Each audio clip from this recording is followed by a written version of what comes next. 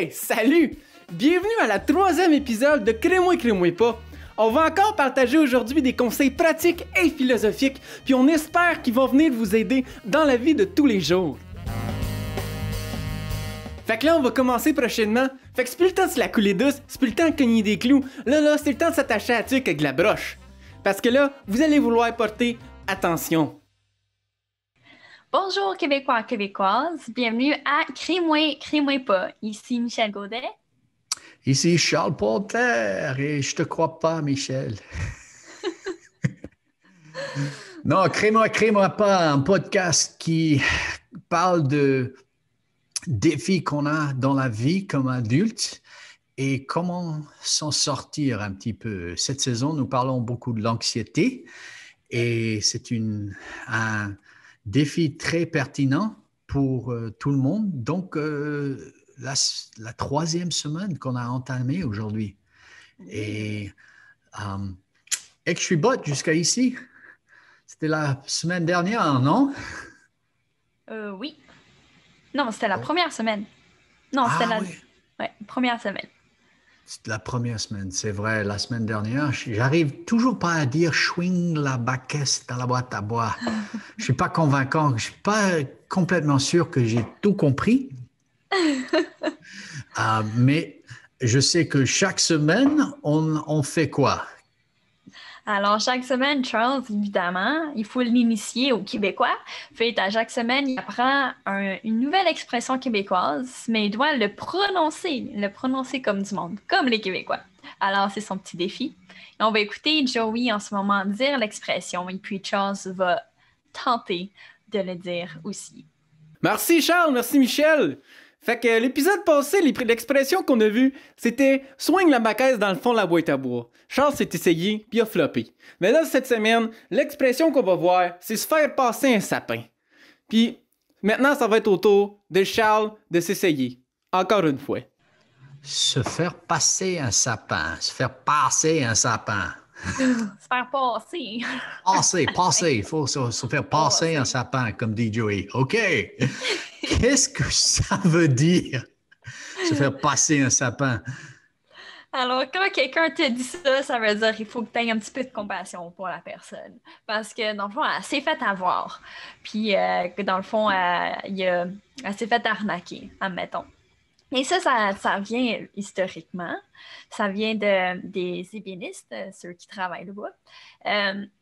Quand ils coupaient, dans le fond, quand ils coupaient le sapin baumier, qui est le sapin qu'on utilise pour les sapins de Noël, ça rapportait vraiment pas beaucoup. C'est pas du bois qui rapporte beaucoup parce que ça craque très facilement. Bref. Alors, dans le temps, quand ils faisaient des échanges avec les Anglais, les matériaux et tout. Dernière minute, ils changeaient le bon bois avec le bois du sapin baumier, que c'est un bois qui coûte quasiment rien. Fait dans le fond, ils échangeaient contre les Anglais du bois vraiment pas super. Se faire passer un sapin. Et puis, au Québec, si on fait quelque chose et on gagne sur les Anglais, c'est toujours une victoire, n'est-ce pas? Se faire passer un sapin. J'adore ça. J'ai un ami une fois, j'ai plusieurs amis qui m'ont convaincu de se me joindre à quelque chose et je vais vendre leur truc et être riche. Et puis, je me suis fait passer plein de sapins dans ma vie. Et toi? Ben oui, effectivement. Je pense que plus que quand on est jeune, là, surtout les frères et sœurs, ça se taquine un peu. Puis à cause de moi, j'étais une des plus jeunes, mais c'est sûr que moi, je crois tout. Et même si je me suis jamais rendu compte encore, mais je suis sûre que je me suis fait passer un sapin. Ouais, je suis un peu plus vieux, j'ai beaucoup d'histoires de me faire passer beaucoup de sapins. J'ai pas l'arbre de Noël, j'ai un forêt. J'ai toute la forêt de sapins, je pense, sur les idées que j'ai. Parce que je suis une personne qui a beaucoup d'espoir. Et aujourd'hui, on va en parler un petit peu. Si vous êtes nouveau sur le podcast, sachez qu'il y a 2 épisodes où on explique un petit peu notre voyage dans cet endroit d'anxiété. Et l'anxiété qui est tellement partout autour de nous. Et puis, Michel, explique-moi, parce qu'on a commencer avec une histoire d'ours. Une histoire d'ours. Oui. Qu'est-ce que c'est une histoire d'ours? Alors, l'histoire d'ours, c'est ce qu'on avait dit dans la première épisode. C'est, dans le fond, toute une histoire qu'on se crée dans la tête. C'est comme si on confrontait un ours, puis on est vraiment stressé, on est angoissé et tout, mais que réellement, l'ours n'est pas là physiquement, mais vraiment dans notre tête. C'est toute une histoire qu'on se crée qui nous rend anxieux, qui nous rend stressés et vraiment qui nous ravage de l'intérieur. Et c'est ça, l'anxiété, en fait. Comme, ouais. Oui, j'ai lu quelque chose quelque part qui dit que 90% des choses sur lesquelles j'étais anxieux ne se sont jamais passées. Et c'est une réalité. Donc, on a regardé comment la manque de vérité et on ne sait pas quoi croire. Et avoir remplacé cette histoire d'ours avec une histoire de réalité. Et puis, la deuxième semaine, qu'est-ce qu'on a regardé? Rappelle-moi. Oui, on a parlé un petit peu de l'identité, de qui qu'on était, se fonder sur qui qu'on est, l'essence et tout. Parce que ça aussi, ça peut ne pas savoir pourquoi qu'on vit, pourquoi qu'on est là, c'est qui qu'on est, ça peut créer de l'anxiété et de l'incertitude. Mais en se fondant, ça crée une certitude et une confiance. Ouais. Mark Twain, qui a beaucoup écrit aux États-Unis, il a dit les 2 jours les plus importants dans la vie d'un homme ou d'une femme, c'est le jour qu'il est né et le jour qu'il sait pourquoi. Mais j'ajouterais le jour qu'il sait qui il est. Qui il est, parce que cette identité enlève tellement d'anxiété. Mais le problème, écoutez l'épisode, parce qu'on en a beaucoup parlé. Oui. Je ne vais pas en aller de nouveau, mais tu sais, je pense que c'est une idée tellement importante que chaque personne a de la dignité parce qu'ils sont. Et seulement parce qu'ils sont, même s'ils n'ont pas de succès de ce qu'ils font, tu es important parce que tu es là et tu es une personne, un humain et tu as une dignité. Mais aujourd'hui, de quoi on va parler dans ce domaine d'anxiété? Aujourd'hui, on va parler un petit peu de l'espoir, mais on voulait vous donner un petit truc du pourquoi, qu'est-ce qui cause l'anxiété, puis contexte aussi venant de notre scientifique, notre étudiante en maîtrise en psychoéducation, qui elle va nous expliquer c'est quoi le ciné et qui est la cause d'anxiété. Peut-être que vous allez remarquer et commencer ça va peut-être allumer des petites lumières dans votre tête. On va écouter Anne en ce moment.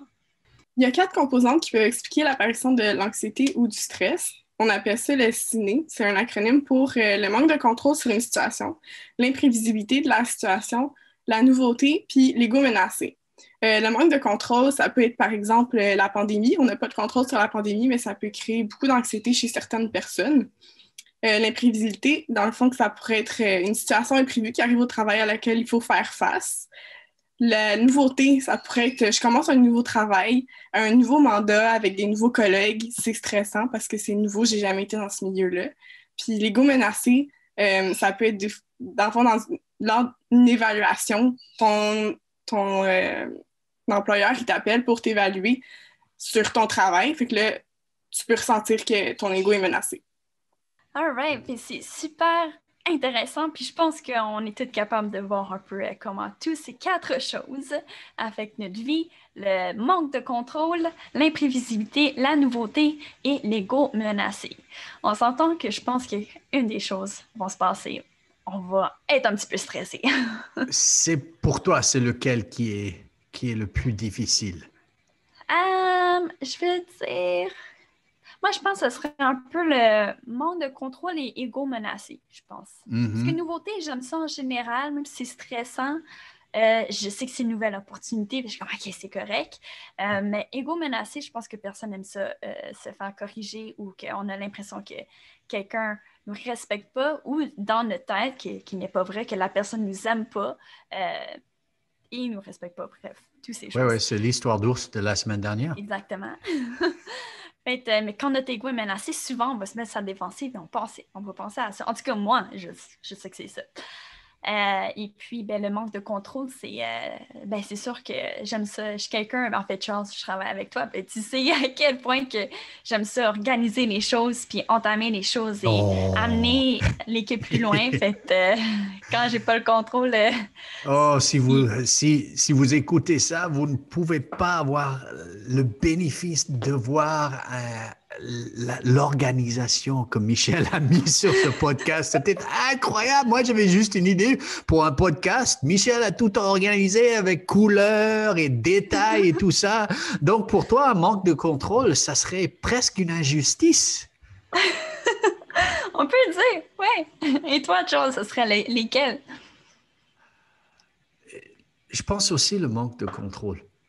Hmm. Le manque de contrôle parce que dans la vie, quand je perds le contrôle, je perds un petit peu de moi-même. Et parfois, je perds de l'espoir. Et c'est pourquoi on voulait parler un petit peu de ce manque de contrôle et avec l'injustice qui se passe dans le monde aujourd'hui. Je pense que c'est une grande source d'anxiété parce qu'on voit les nouvelles et les injustices sont partout. Mhm. C'est vrai.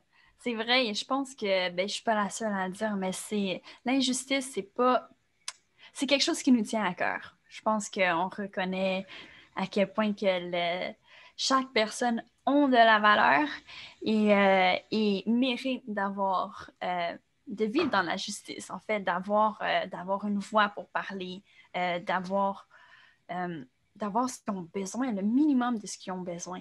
Et je pense que c'est quelque chose que je ne suis pas la seule non plus qui pense à ça, mais je pense qu'il y a beaucoup de Oui, je gens pense qui n'ont que pas ces opportunités-là, qui devraient. oui, pour la jeunesse surtout. Je pense que le Mhm. plus vieux que je suis, les injustices me dérangent, mais j'en ai vu. Et à un moment, on commence, je pense, à perdre un petit peu d'espoir. Mais avant qu'on y aille trop profondément, on voulait regarder pourquoi l'injustice. Et je pense que j'ai appris quelque chose comme jeune. Euh, dans mes études, il y avait le pouvoir, il y avait Oui, le profit, il y avait le prestige. Et le problème, surtout avec le monde aujourd'hui, j'ai ma vérité, on en a parlé, tu as ta vérité, mais si je suis plus puissant que toi, ma vérité sera la vérité. Et oui, puis, si j'ai plus d'influence que toi, je me mets sur le socio-réseau et je vais dire, ce personne a fait ça, ça, ça, et tu vas être annulé. On dit annulé en français, en anglais, on dit cancelled. On va t'annuler oui. complètement. Mhm. Et si ça se passe, c'est une horrible injustice parce que la personne n'a pas l'habilité de se défendre parce qu'on est Exactement. annulé à cause du prestige d'une autre personne. Et puis à la Oui. fin, c'est une histoire d'argent, non? Ah, Oui, ça, c'est ça, le pouvoir, ça en fait grandement partie. Puis malheureusement, c'est vrai. Mais en fait, ce que moi je dis souvent, c'est on est des gens brisés dans un monde brisé. Et à cause de les injustices, souvent, quelqu'un qui a vécu de l'injustice aussi vont avoir tellement d'histoires d'ours dans leur tête que ça va faire qu'ils n'agissent pas nécessairement de la bonne manière non plus. Et je veux dire, on est tous de même, on est tous des gens qui sommes brisés dans le monde brisé, on est tous blessés à un certain niveau. Et comment qu'on s'y prend, comment qu'on guérit là-dessus va aussi impacter à quel point comment que nous, on agit. Et malheureusement, ceux qui causent de l'injustice, je suis pas mal sûre, c'est parce qu'ils ont aussi été blessés à quelque part d'une certaine manière. Alors, c'est ça, on est des gens brisés dans le monde brisé. Puis quand on le reconnaît, on peut aussi comprendre et avoir un petit peu de compassion et travailler un petit peu mieux ensemble en tant que société. ouais, parce que je pense que parfois, avoir de la compassion, à un moment, c'est se faire passer un sapin.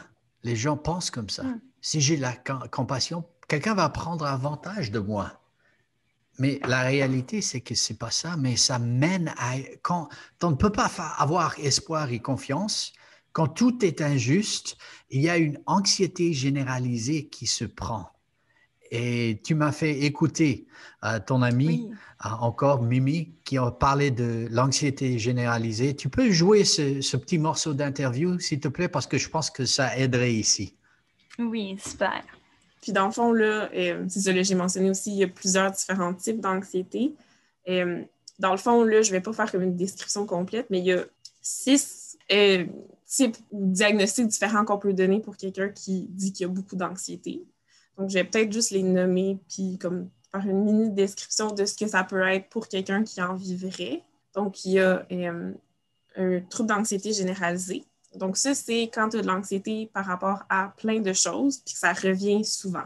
C'est quelqu'un qui va être stressé, mettons, pour l'école, pour ses finances, pour sa santé, pour la santé de ses proches, qui va avoir beaucoup de choses qui vont le stresser puis que ça va être des choses qui reviennent souvent. Donc, tu sais, c'est l'anxiété plus diffuse. Tu es comme un peu tout le temps stressé pour tout puis tu n'es pas capable d'arrêter de penser à ce qui te stresse. Même si tu réussis à distraire, ça va revenir la pensée. Donc là, tu sais, c'est... Mettons que tu es stressé pour l'école, bien, ça revient toujours. Tu dis, ah mon Dieu, je vais peut-être couler mon examen. Puis là, si je coule mon examen, je vais peut-être couler ma session. Puis là, je vais couler mon année. Puis là, je vais... Puis là, ça devient comme vraiment gros, puis ça revient toujours. Michel, laisse-moi te demander, parce que j'ai quelques cheveux gris et j'en ai perdu d'autres. Si vous voyez ça sur YouTube, vous voyez comment je commence à être chauve. Je disais que ça n'allait jamais me déranger. Ça m'embête que je devienne chauve. Je ne sais pas pourquoi. Mais pourquoi est-ce que ça embête, l'injustice embête les jeunes surtout? Parce que je trouve qu'à mon âge, il y a beaucoup de gens, ils sont embêtés, mais ce n'est pas la même chose que pour la jeunesse. Pourquoi est-ce que tu penses que c'est une réalité? Oui, mais je pense qu'il nous tient vraiment à cœur, ben, en fait, il y a comme deux aspects. On tient beaucoup à la justice, que les gens devraient avoir le choix, devraient avoir une liberté. Et dans le fond, ben, l'injustice, ça fait qu'il y a une liberté qui est enlevée de ces gens-là. Que ça, on n'est pas d'accord parce qu'on est tous par rapport à que chaque personne est importante, mais aussi d'entendre notre voix. Fait comme le fait qu'on est entendu dans la société est très importante. Et ça, on va l'entendre souvent, là, mais je pense que c'est des choses, c'est des valeurs fondamentales, souvent chez les gens environ de ma génération. Ça en revient à la dignité de la personne. Oui. Et l'injustice surtout, je pense que tu as raison, pour la jeunesse, parce qu'ils cherchent leur voix, ils cherchent leur identité.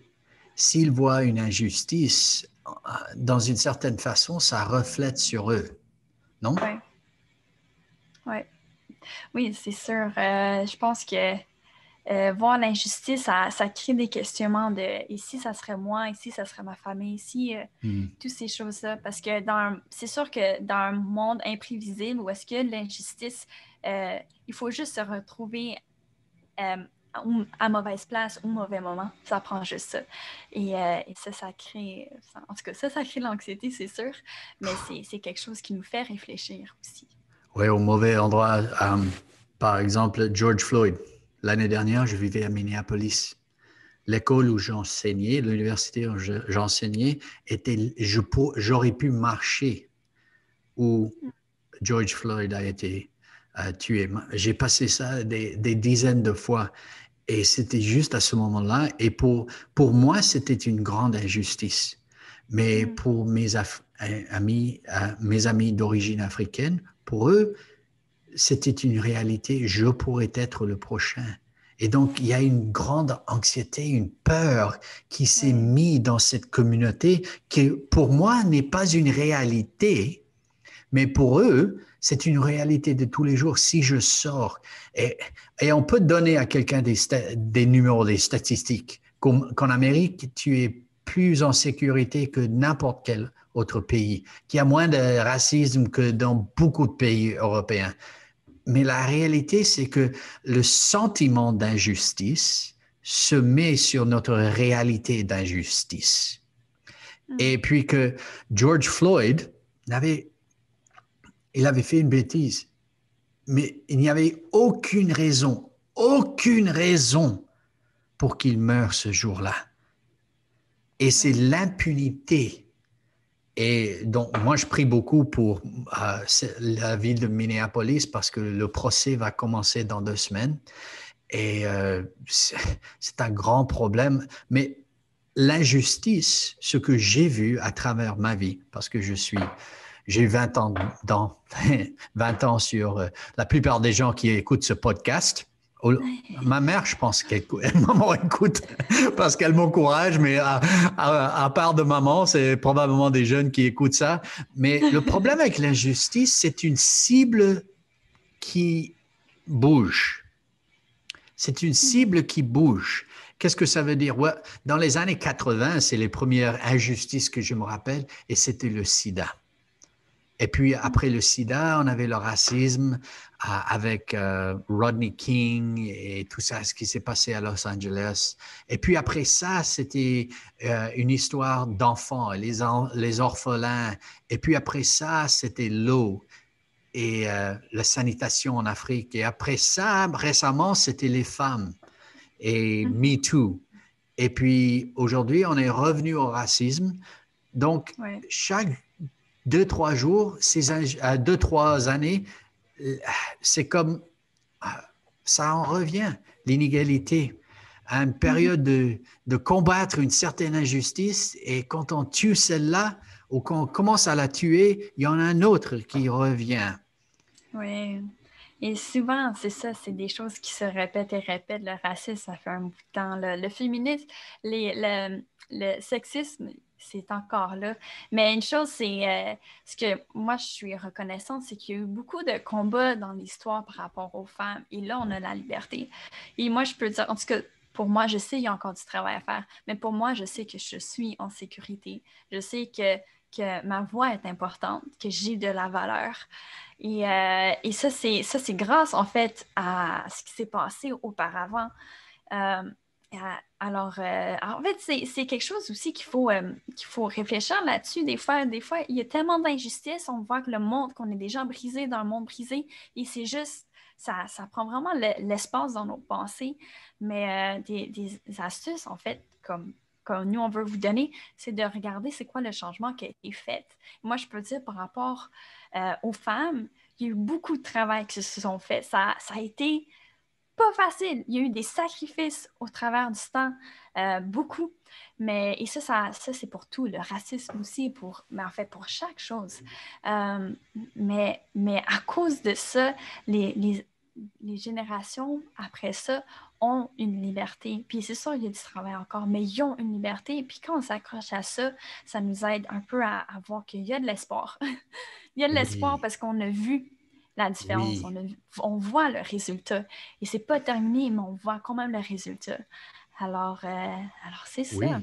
J'ai l'espoir. J'ai une patronne. Pas un patron, j'ai une patronne dans une organisation qui est traditionnellement, c'est des hommes, c'est toujours des hommes, mais j'ai une patronne et j'ai pas de problème. Parce que je fais pas de bêtises, j'ai pas de problème. Mais le fait qu'elle est une femme est encore un petit peu célébré, mais c'est moins célébré que dans le passé parce que c'est une patronne. Elle est bonne à son travail, pas parce que c'est une femme, mais parce qu'elle est bonne à son travail. Donc, je pense que tu as dit quelque chose de très important. L'injustice, il faut faire ces batailles, mais l'espoir, c'est la chose, l'histoire d'ours, l'histoire d'espoir remplace un désespoir qui vient de l'injustice. Il y a un des anciens écrivains que je lis beaucoup et il a mis un petit sommaire, il a dit à la fin, l'amour, l'espoir et la foi. Et le plus puissant, c'est l'espoir et on va en parler dans 2 semaines. Mais l'espoir, pourquoi est-ce que l'espoir est tellement important? Même en ces moments de COVID, pourquoi est-ce que l'espoir… Les gens perdent espoir parce qu'ils oublient le passé. Et le passé peut être mauvais, mais il y a beaucoup de bon qui s'est passé. Je regarde la vie de mon père et il me parle d'avoir été élevé dans une école tout blanc et juste à côté étaient les noirs. Mais dans sa vie, il a vu ça changer. Et dans ma vie, je considère ça complètement ridicule. Ridicule qu'il y avait une journée où c'était réel, mais aujourd'hui, ça a complètement changé. Ouais. Et je pense qu'on perd, parfois comme jeune, on perd cette sensibilité de ce qui peut se passer en 1 an. J'ai un ami, j'ai lu quelqu'un qui a dit, c'est incroyable combien on ne peut pas faire dans une année et combien on peut faire dans une dizaine d'années. Les gens pensent que les réseaux sociaux, ça a commencé hier, mais Facebook a commencé en 2008, Twitter en 2010. Ils sont vieux. Et les gens se rappellent plus que Apple, il y a un jour, ils étaient tout près de faillite et que c'est Microsoft qui leur a donné de l'argent pour continuer. Mais ces grands succès aujourd'hui n'étaient pas toujours un succès. Et c'est les gens qui n'ont jamais perdu l'espoir. Ils ont remplacé cette histoire d'injustice avec une histoire d'espérance. Et je pense que tu as mentionné le passé, mais c'est aussi l'avenir qu'il faut avoir un espoir, parce que c'est l'avenir qui nous mène à savoir que demain, il y a de l'espoir. Je suis en vie. J'ai une identité, il y a une réalité et qu'il y aura de l'espoir pour demain. Donc, je voulais parler aux jeunes aujourd'hui. Vous avez perdu l'espoir. Qu'est-ce qui va se passer? Je vous dis que demain, il y aura de l'amour. Demain, il y aura de la joie. Demain, il y aura des sourires. Demain, je serai là, Michel sera là. Et nos amitiés seront là. Peut-être que vous avez perdu des amitiés. Vous allez vous faire des nouveaux. Mais cette histoire d'espoir dans l'avenir est tellement importante. Oui, et je tiens à dire aussi, garder espoir, c'est important, mais aussi de regarder c'est quoi qui est déjà dans vos mains. Parce que c'est sûr que avec toutes les choses, on s'imagine où est-ce qu'on veut que la vie soit, où est-ce qu'on veut que le monde soit, comment que le monde serait. Mais en fait, la réalité, c'est qu'on a tous, à cause qu'on a tous une valeur, on a toute une influence aussi. Et parfois, même si c'est peu, on peut quand même entreprendre cette petite chose qu'on a et faire quelque chose de beau et garder espoir. Et quand on garde cette petite chose et on garde espoir, c'est fou à quel point que les choses commencent à fleurir. Et c'est ça que c'est un peu ce message d'espoir qu'on veut vous envoyer aujourd'hui. Peu importe les situations que vous vivez, peu importe votre vie personnelle, sociale, ce qui se passe dans le monde, peu importe c'est quoi qui vous démotive, qui vous amène le désespoir, sachez qu'il y a de l'espoir. Apportez seulement le peu que vous pouvez amener et quelque chose peut se passer. Donc, alors, qu'espérez-vous pour cette année qui vient? Partagez ça avec nous sur nos réseaux sociaux parce que nous voulons savoir à quoi espérez-vous. J'espère aller à la pêche au Québec cet été parce que j'espère... Le poisson des choux? J'espère attraper des dorés. J'adore le doré. Donc, j'ai une espérance de trouver quelque part où je peux faire de la pêche et des amis pour pêcher avec. Et qu'espères-tu cet été, Michel? Cet été, moi, j'espère de faire un pique-nique avec la famille. On va voir comment ça va se passer avec la COVID, mais c'est ça que j'espère, c'est de pouvoir aller dehors puis être avec ma famille, pas mes nerveux, peut-être jouer au soccer. C'est ça. Apparemment, il y a une histoire de quelque chose avec toi qu'on va mettre sur les réseaux sociaux et le rugby, on va voir ça ces jours. Mais écoutez, si vous avez des questions, si l'injustice encore vous dérange et vous n'avez pas d'histoire, écrivez-nous. Et nous allons continuer ces conversations de remplacer nos histoires d'ours qui nous mènent à l'anxiété, les remplacer avec des histoires qui sont plus réelles et plus attirantes pour une vie plus riche et saine. Merci d'avoir écouté cette semaine. Michel, je te remercie beaucoup. Merci à toi, Charles. Et on veut remercier l'équipe, on veut remercier Jonathan à la production qui fait tout le montage. Jeremiah, on te remercie pour le travail sur les réseaux sociaux. Oui, et on veut remercier Richemont qui nous encourage constamment tout au long et nous envoie des pensées positives. Et pour Joey, qui est la voix que je ne comprends pas, mais qu'un jour, si je comprends Joey, ça veut dire que je comprends le québécois. J'ai de l'espoir en l'écoutant. Oui! Pas une réalité encore, mais j'ai de l'espoir qu'il ne me passe pas un sapin, mais que je vais comprendre le québécois et que on va passer des bons moments ensemble. Donc, merci. Ouais. Et on veut vous inviter à faire partie de nos réseaux sociaux. Comment faire ça? Ça va être de nous envoyer juste une vidéo de vous qui dit « Crée-moi pas ». Vous l'envoyez à cmcmpas, PAS, @commercialgmail.com et vous allez voir votre face sur nos réseaux sociaux. Alors, merci et on vous invite à regarder notre prochain épisode la semaine prochaine. Vous allez voir, on va parler d'une autre histoire. Comment remplacer notre histoire d'ours par une meilleure histoire. À la semaine prochaine. À la semaine prochaine. Bye.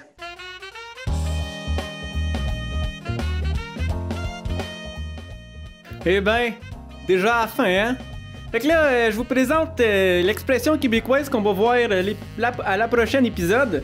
Ça va être « se calmer le pompon ». Alors, sur ce, merci d'avoir écouté l'épisode, puis on se revoit à la prochaine.